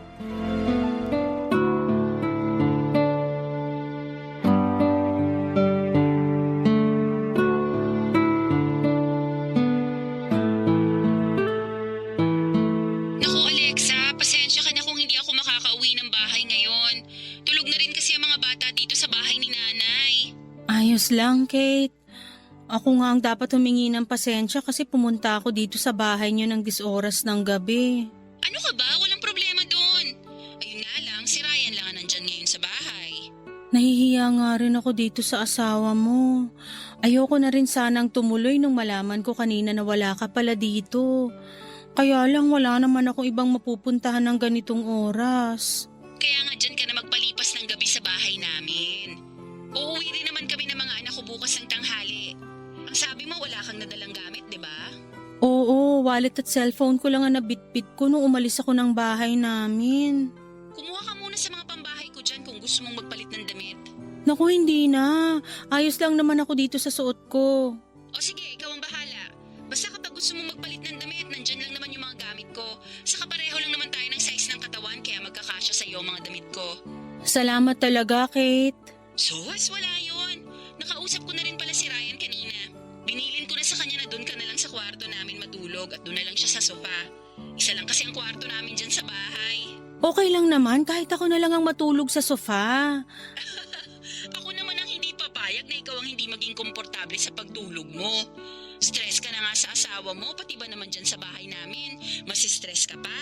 Hindi naman pwede yun.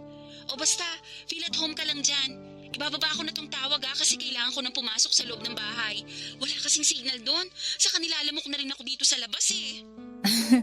O sige, salamat uli, Kate. Wala yun. Kita tayo bukas. Bye! Bye!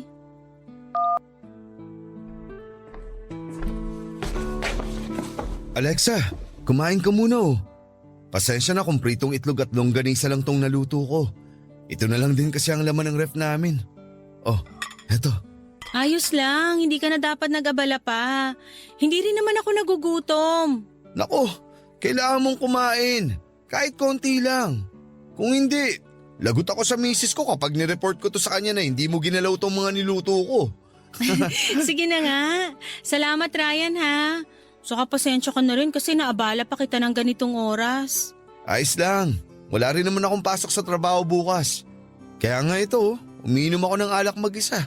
Pampatulog lang. Ay, oo nga. Kumusta na pala yung pasasapisingin mo?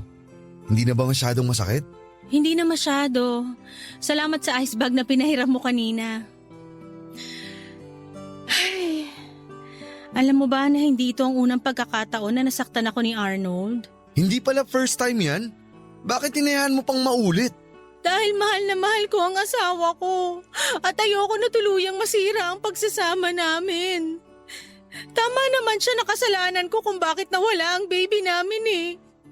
Kaya dapat kong intindihin ang galit na nararamdaman niya sa akin. Alexa, walang may gusto na mawala ang baby niyo. Kaya hindi mo yung kasalanan kasi hindi mo naman sinadya ang nangyari.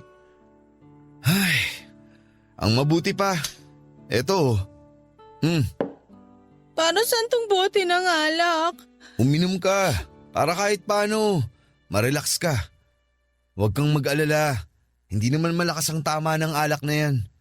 Mag-isang bote ka lang para makapagpahinga ka rin kaagad mamaya.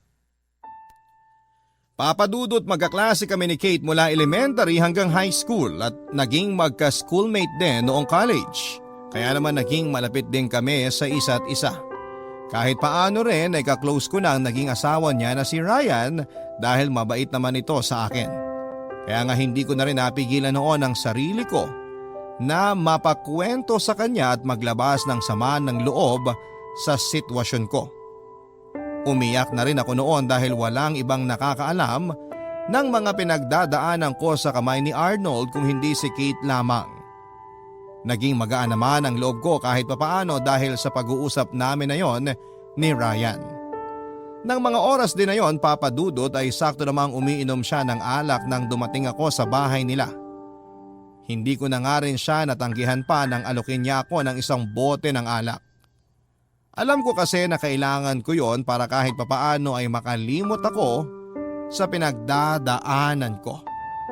Pero hindi lang pala problema ko ang makakalimutan ko noon kung hindi pati na rin ang limitasyon ko ng gabi na yon. At dahil nga sa sobrang kalasingan ko noon ay hindi ko na napigilan pa na may mangyari sa amin ni kumpare Papadudot. Kabarangay, i-share mo ang iyong barangay love stories. Sabay-sabay nating pakinggan ang iyong kwento ng pag-ibig, buhay at pag-asa. Ipadala lang sa barangaylovestories@yahoo.com. Papadudot ng magising ako sa tabi ni Ryan na wala nang kahit na anong saplot sa katawan namin ay kaagad akong bumangon at doon na rin siya nagising. Agad niyang kinuha ang mga damit niya at lumabas ng kwarto. Ako naman ay naiwan doon na mabilis ding nagbihis. Saglit pa akong natigil noon sa kwarto at napatulala. Ilang beses kong tinatanong ang sarili ko kung bakit hinayaan ko na may mangyari sa aming dalawa ni Ryan ng gabing yon. Bakit hindi ako nag-iwan ng kaunting katinuan sa isipan ko at sarili ko? Napakalaking kasalanan ang nagawa ko sa asawa at sa kumpare kong si Kate. Naiyak na lamang tuloy ako noon dahil sa nangyari at nang mahimasmasan ako ay nag-decide na akong lumabas ng kwarto. Noon naman Papadudot ay naabutan ko si Ryan na naghahain ng almusal sa lamesa. Nung una ay tahimik lamang kaming pareho habang nagkakape hanggang sa siya na ang bumasag ng katahimikan na yon. Nagsorry siya dahil sa nangyari sa aming dalawa at sana raw ay maniwala ko na hindi niya intensyon na samantalahin ang pagkalasing ko. Naramdaman ko naman ang sincerity sa boses niya at alam ko na walang sapilitang nangyari ng gabing yon. Pareho naming ginusto yon, dala na rin ang spirito ng anak na nasa mga katawan namin ng oras na yon. Papadudod, sinabi ko kay Ryan na mas mabuti pang kalimutan na lang namin ang nangyari sa aming dalawa. At nang makauwi nga si Kate kinahapunan ay halos hindi ako makatingin sa mga mata niya. Sobra kasi akong nakukonsensya dahil sa malaking kasalanan na nagawa ko sa kanya. Pero pinilit ko pa rin ang sarili ko na umarte na parang walang kahit na anong nangyari. At halos hindi na rin kami magkibuan noon ng asawa niyang si Ryan, Papa Dudut.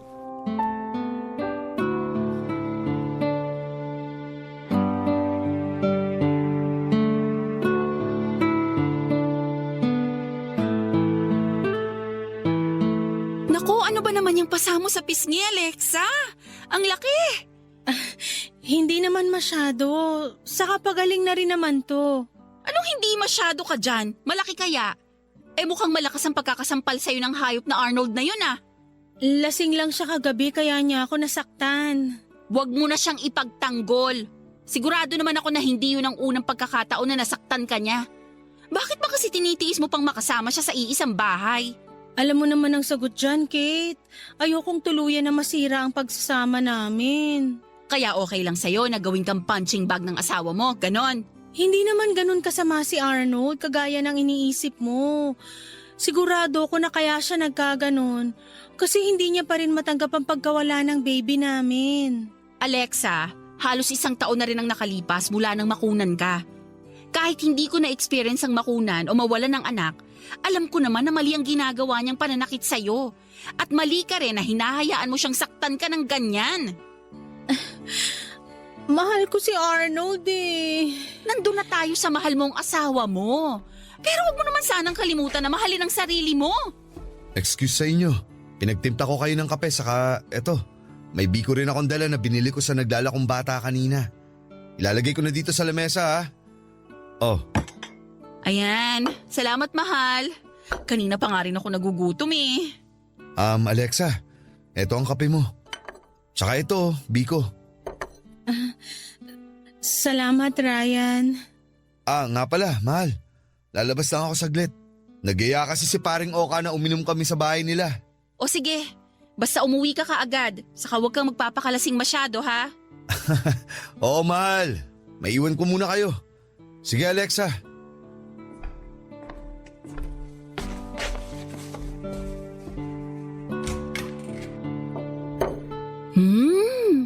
Ang sarap talagang magtimpla ng kape ng asawa ko.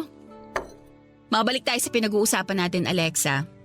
Ikaw ha, ayokong maririnig sa'yo na plano mo pang balikan yung gago mong asawa. Nandun na tayo sa nagluluksa pa rin siya sa pagkawala ng baby nyo. Pero hindi naman siya pwedeng habang buhay na ganun. At hindi rin pwede na sa tuwing magagalit at malulungkot siya, basta ka na lang niya sasaktan. Alam mo kung tutuusin, pwede mo nga siyang idemanda dahil sa ilang beses na pananakit niya sa'yo. Sakto kasi may kakilala akong abogado na pwedeng tumulong sa'yo. Ano, gusto mo ba tawagan ko na siya? Uy! Alexa! Aha? Ayos ka lang ba? Oo naman. Ayos lang ako. Bakit parang bigla ka na lang natulala dyan? Ano bang iniisip mo? Oh, wala. Ayos lang talaga ako. Sigurado ka? Oo. May gusto ka bang sabihin sa akin? Wala! Ang ibig ko sabihin, alam mo naman na yung nangyari sa amin ni Arnold. Kaya ano pa bang dapat kong ikwento sa'yo? Wala naman. Nagtaka lang ako kasi parang bigla ka na lang natulala dyan. Kanina naman maayos tayong nag-uusap. May naaalala lang ako kaya siguro parang bigla na lang akong natahimik. Ay naku, kung ano man yung iniisip mo, sana hindi yan tungkol sa plano mong balikan yung gago mong asawa. Pag nagkataon ako, makakalbo na talaga kita kahit ninang ka pa ng panganay ko.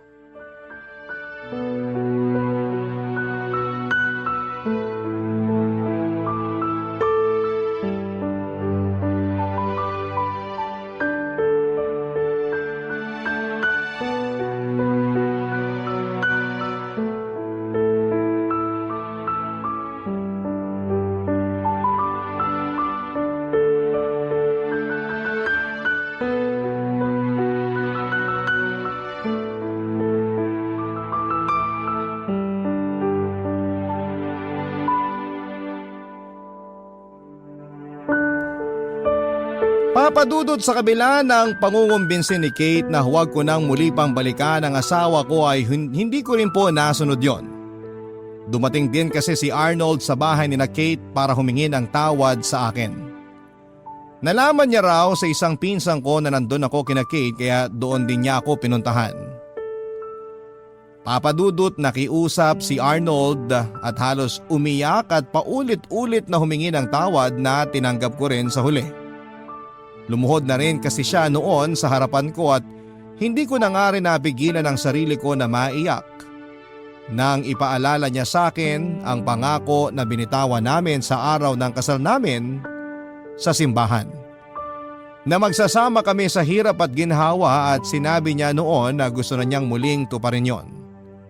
Bumalik din tuloy sa isipan ko ang masasayang mga araw na magkasama kami at kung gaano siya naging mabuting asawa bago nawala ang anak namin. At doon na nga ako tuluyang nag-decide na sumama na sa kanya pauwi ng bahay namin. Papadudot, tinupad ni Arnold ang pangako niya na magbabago na siya at babawi na sa lahat ng mga naging pagkukulang at pagkakamali niya sa akin. Sinabi niya sa akin na kung gusto ko raw na bumalik sa pagtatrabaho ay hindi na raw niya ako pipigilan. Siya na nga rin ang madalas na nagluluto sa bahay namin kahit pagaling siya sa trabaho o kaya ay bago siya umalis ng bahay. Madalas din siyang may pasalubong na mga pagkain sa akin kapag umuuwi siya.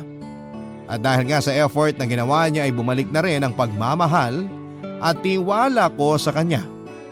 Muling naging maayos ang pagsasama naming dalawa. Pero hindi pala doon natatapos ang pagsubok sa relasyon namin dahil nakaramdam ako ng kakaiba sa katawan ko na hindi ko nagugustuhan nung umpisa pa lamang, Papadudot.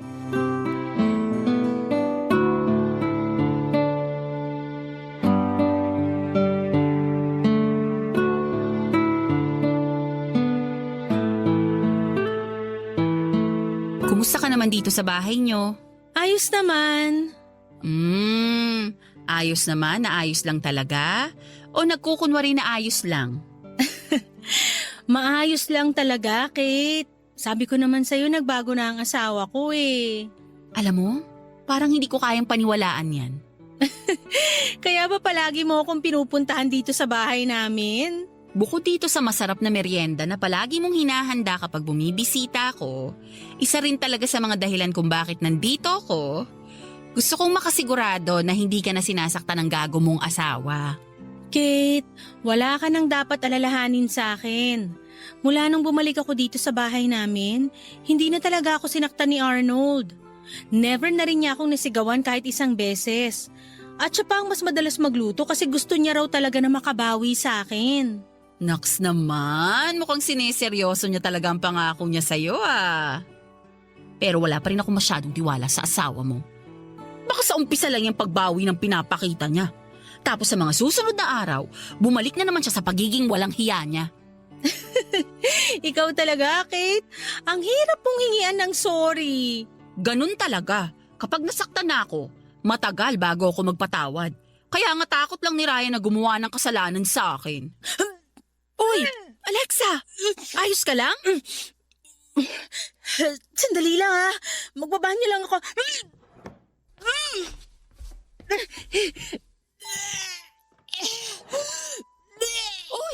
Sigurado ka bang okay ka lang? Ano bang nangyayari sa'yo?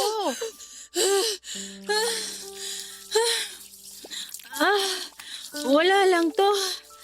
Sumama lang bigla yung timpla ng tiyan ko. Sumama lang ba talaga ang timpla ng tiyan mo? O may iba kang gustong sabihin sa akin? Kilala kita, Alexa. Alam ko kapag may tinatago ka sa akin at hindi masabi-sabi.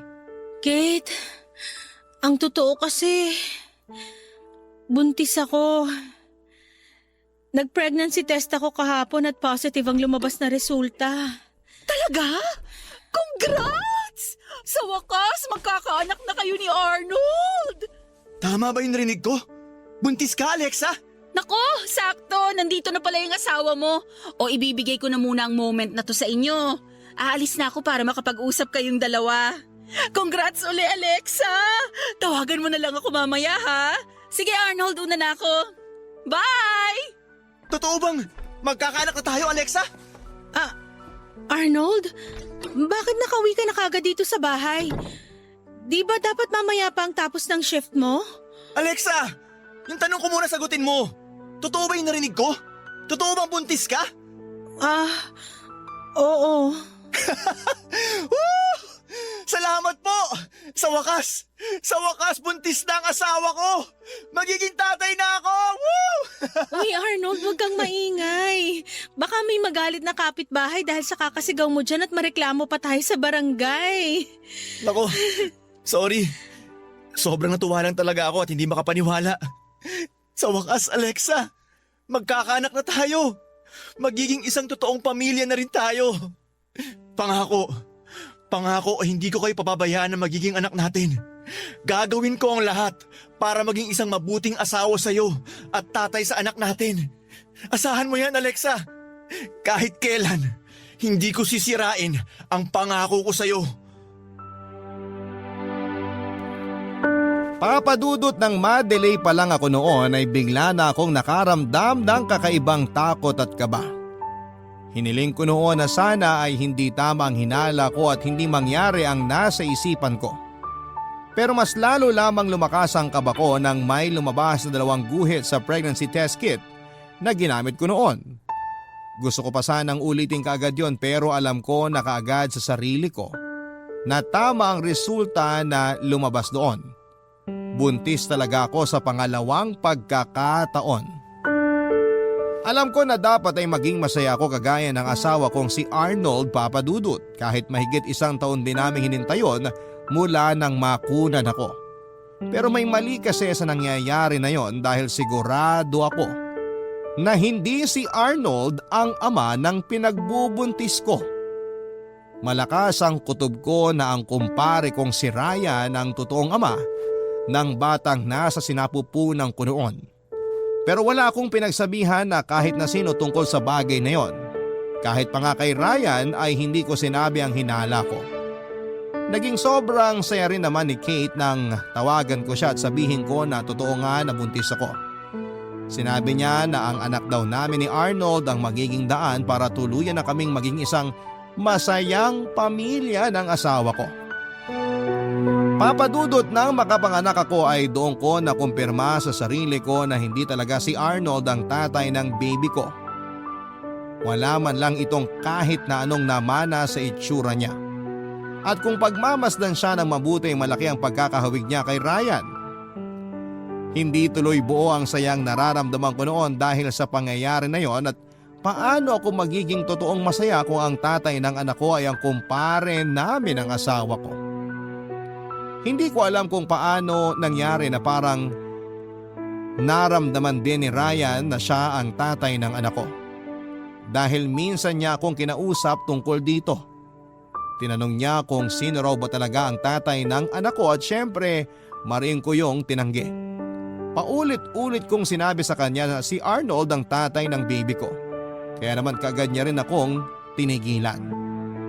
Papadudot ngayon ay magta3 taon na ang anak ko at habang lumalaki siya ay mas lumalabas ang pagkakahawig niya kay Ryan. Nagiging dahilan din yon para lamunin ako ng takot at konsensya. Hindi ko na tuloy alam kung ano pa ba ang dapat kong gawin. Dapat ko bang sabihin na kay Arnold ang totoo kahit sobra na siyang napamahal sa anak ko? Naging mabuting kaibigan sa akin si Kate at sigurado ako na masisira ang pagkakaibigan namin kapag nalaman niya na may nangyari sa amin ang asawa niya. Pero hanggang kailan ko dapat itago ang lihim na ito? Hanggang kailan ako magsisinungaling sa kanilang lahat? Sana po ay matulungan niyo po ako sa problema kong ito at maraming salamat po sa pagpili nitong sulat ko. Ang inyong forever kapuso at kabarangay, Alexa. Ang buhay ay maiwaga, laging may lungkot at saya. Sa Papadudut Stories, laging may karamay ka. Mga problemang kaibigan, Dito ay pakikinggan ka sa Papa Dudut Stories. Kami ay iyong kasama dito sa Papa Dudut Stories. Ikaw ay hindi nag-iisa.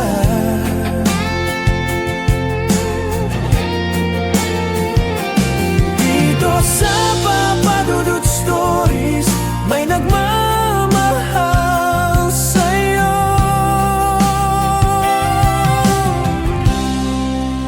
Papa Dudut Stories,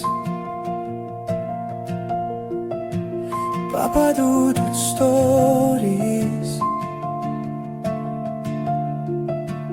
Papa Dudut Stories.